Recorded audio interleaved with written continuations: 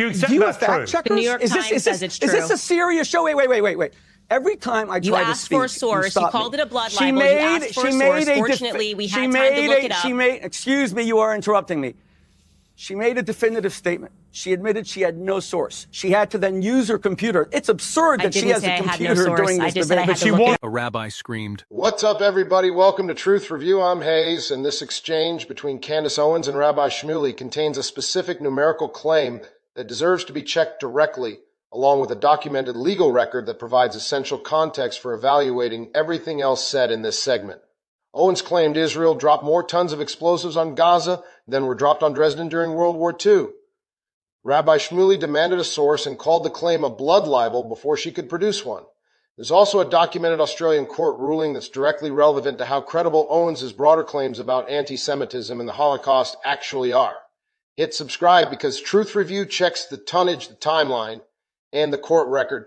Now, let's get into it. Because of Hamas. Let's be very clear. It is happening because the Israeli government will not stop bombing them, okay? So you had a very sympathetic audience all around the world, myself included, when October 7th happened. There was not a single person that should or could justify the terrorist acts that was enacted by Hamas. But the collective punishment that is being assigned to the Gazans, the people, the Palestinians living in Gaza, is also unacceptable, and the entire world should condemn it, and it should be made to stop. And I do believe that a radical fringe has taken hold of Israel. And further evidence of that, by the way, is that we are not even allowed to critique Israel without having people like Rabbi Shmuley, which I never said he threatened to murder me, but he has threatened me for 2 years, essentially trying to bully people into their belief that they have a right. You never said that I threatened to murder you?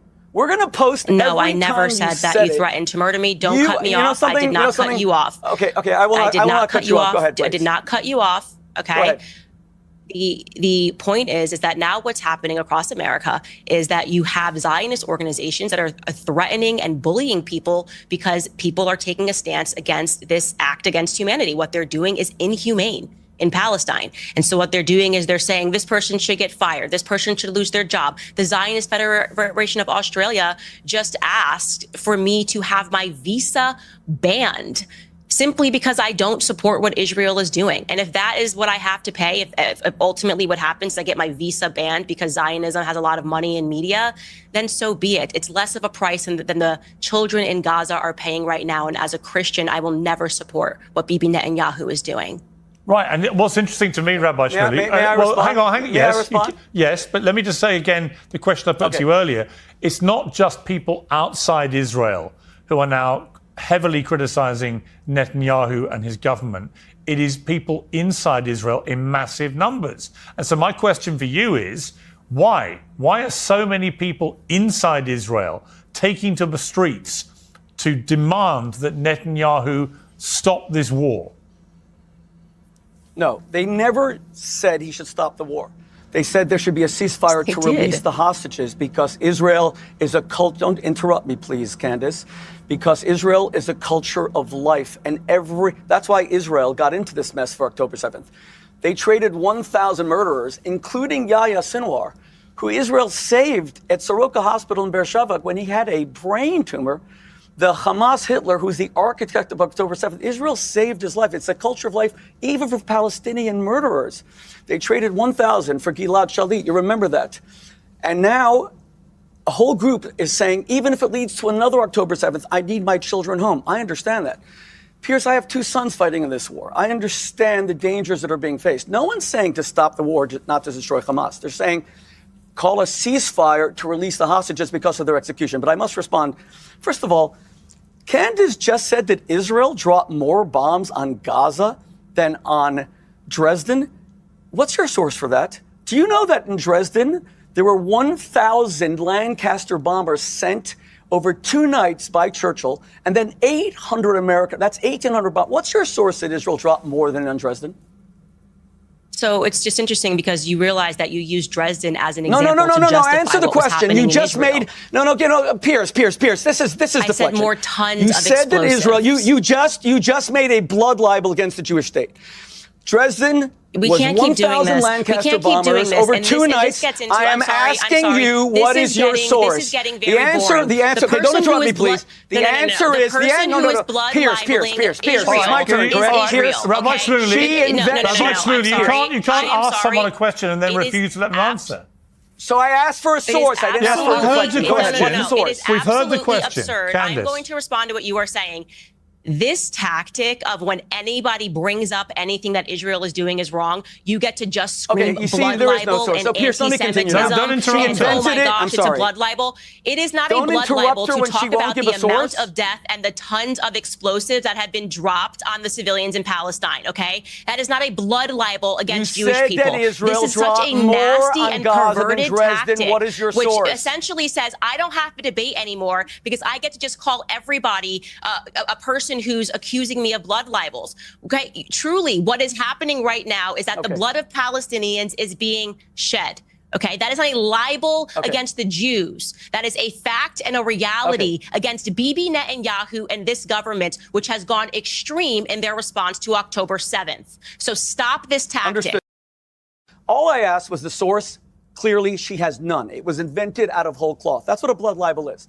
A blood libel is when Candace Owens says that the actual medieval blood libel, that Jews killed Christians and drank their blood, she actually believes that. She's please don't interrupt me. She actually says that there were Christian bodies found all over Europe. When she said that I am not trying to kill her, we will post right after this, where she said it at least on 8 occasions. That's why she's being investigated by the FBI. Because you can lie about me, you can call me filth, and Piers won't, and you can call me psychotic. I've never said that about you. But what you can't do is incite violence against my family. You have repeatedly said I'm trying to kill you. You said the Jews killed JFK. You said if the Jews killed JFK, you said all this earlier. We couldn't protect the president. Okay, wait one second. Can we get back to the debate for a moment? No, wait. Let's just go back for a moment. No, Piers, I have to respond to things. Would you like a source? When Candace says it is demonic. You wanted the source from Candace. I never got. I never got between. Rabbi Shmuley, you wanted the source from Candace. I think she has one. Well, why don't you let her answer? I think she has one. Let me fact check this source as well. So 70,000 Yes, I want to see where Israel dropped more bombs on Gaza than Dresden. 70,000 tons of explosive have been dropped on the Gaza Strip. Let's see how many tons of explosives were dropped on Dresden. 1 second. You mean she said it and now she's fact-checking it? You're kidding me, right? Well, you're asking me to give you the direct source live, and I'm going to look it up for you. So give me 1 second. I don't have a computer on me. I don't have a computer on me. This is ridiculous. Let her finish. This is a cheat sheet. This is absurd. Let her answer the question. Go ahead. Candace. So 2,700 tons of bombs were dropped on Dresden in an 800 bomber air raid. And that is according to Britannica, the encyclopedia. And what was the tonnage of bombs dropped in Gaza? In Gaza, it was 70,000 tons of explosives were dropped in the Gaza Strip. And I got that from CNN. Through the duration of the war to date? Is that the time scale?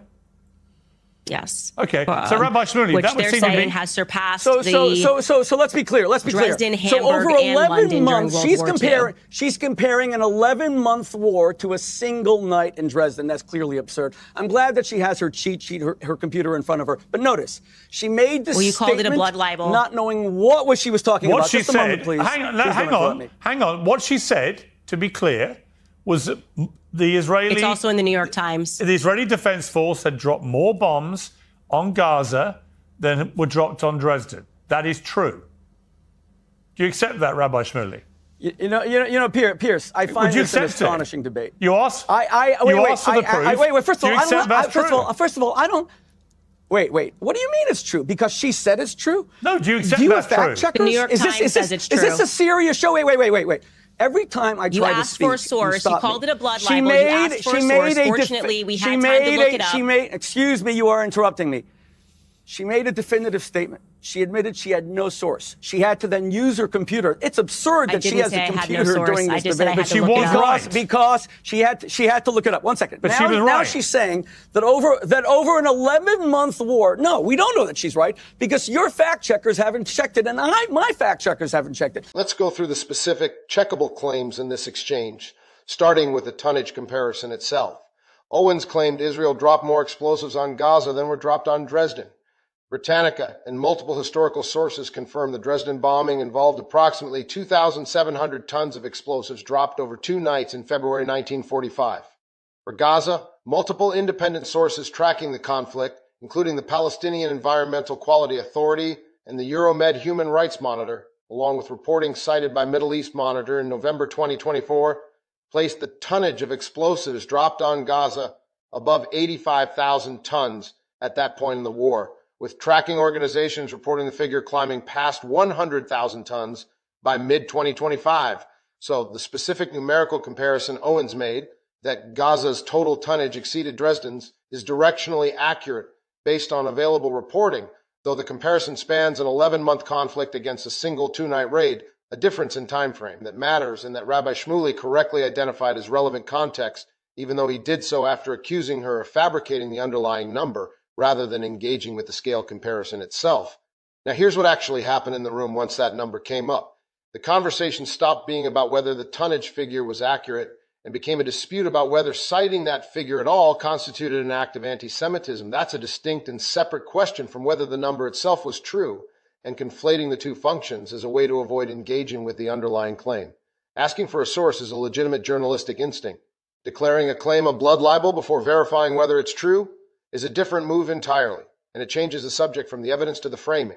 Now to the documented court record, because this is essential context for evaluating Owens' broader credibility on questions involving anti-Semitism and Holocaust-related claims. Australia's Department of Home Affairs denied Candace Owens entry into the country in 2025, with the department's own stated reasoning citing prior public comments involving Joseph Mengele, the Nazi doctor known for conducting deadly experiments on concentration camp prisoners as part of the character grounds for the visa refusal.